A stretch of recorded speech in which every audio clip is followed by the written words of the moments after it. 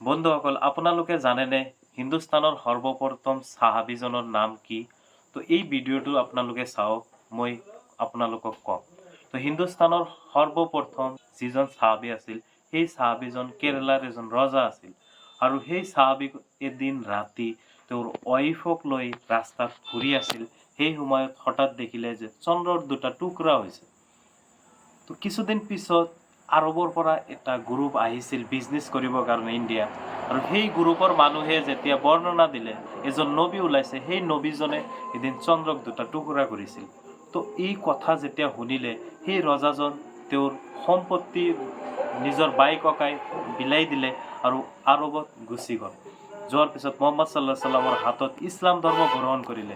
আৰু ইছলাম ধৰ্ম গ্ৰহণ কৰাৰ পিছত যেতিয়া ৰাস্তাত উভতি আহিব ধৰিলে ভাৰতত দিনৰ দাৱাত প্ৰচাৰ কৰিবৰ কাৰণে, আৰু অৱশেষত এমন দেশত তেখেতৰ মৃত্যু হ'ল।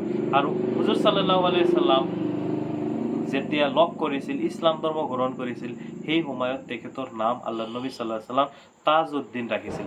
ইয়াৰ আগত তেখেতৰ নাম আছিল চেৰামান পেৰুমাল ৰাদিয়াল্লাহু তাআলা।